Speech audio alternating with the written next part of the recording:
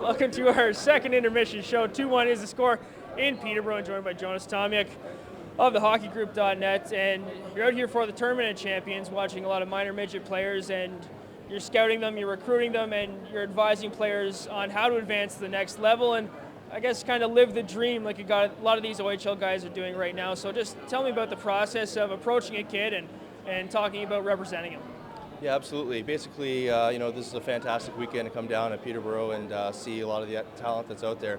It's a phenomenal showcase for the kids and a real good opportunity to present their options to many of the scouts and agents and various people out there in the game today. So, basically our process is, looking for guys with high compete levels, guys that are being physical. We all know everyone can do the old toe drag and all that fun stuff. So it's the guys that bring that a little extra to the table that kind of jump out and get us attracted to them that way. And there are a lot of the minor midget kids out here sitting in the fans today, or sitting in the crowd today, just as fans. And how different is it, minor midget, to the first year in the OHL or the first year in college? And what do players really have to do to change their game to play at the next level?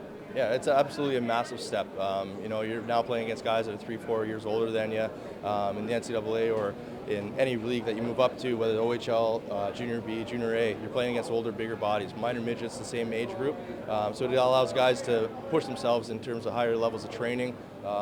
Those capacities absolutely have to be maximized in order to have any success at this level. And in terms of watching a player, it's not just going to be one view on a kid that sells you on him, obviously. It's a process, so you have to get out and watch a lot of games. So just tell me about the schedule of somebody who is an advisor and how many kids you have to go out and follow, keep track of, and how hard of a process can that be for you yourself?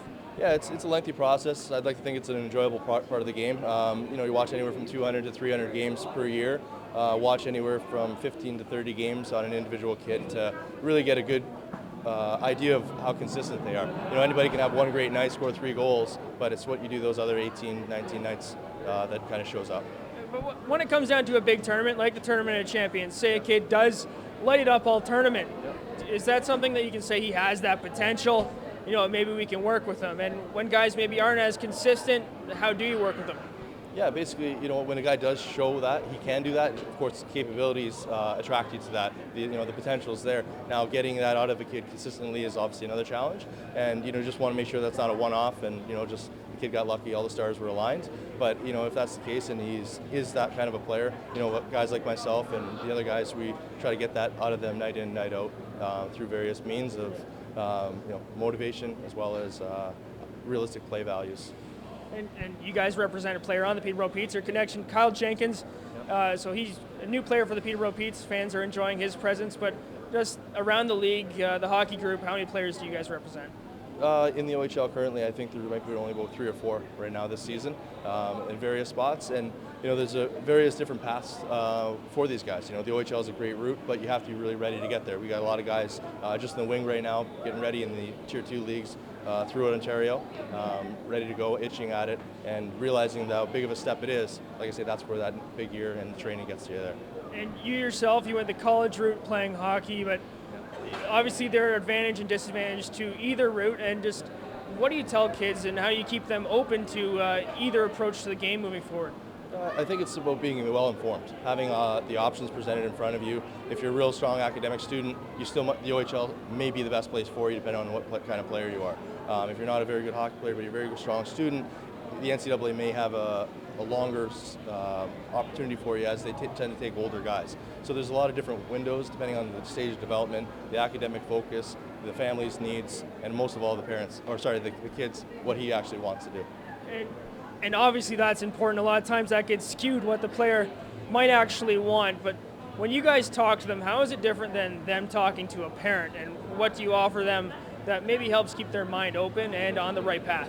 Yeah, it's a little bit more of a candid conversation. There's obviously some relationship stuff with parents and family and stuff like that where they're maybe not completely opening their cards, so to speak. So they're a little bit more apt to tell us their honest opinions of where they feel and how much school values them.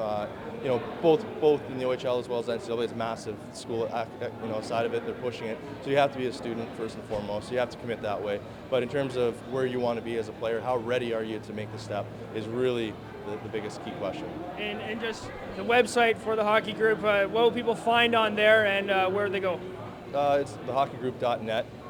Basically, they'll just find a list of agents, advisors, a little bit of the history of our company, what our mission statement is, some of the players that we do have, and basically the role that we play in the process for the kids. Jonas, thank you very much for doing this. We're going to head to break now, and when we come back, we'll have your third period of play. Pete Dalday and Brian Drum with the call from the booth. You're watching the OHL tonight on TV Coach Co.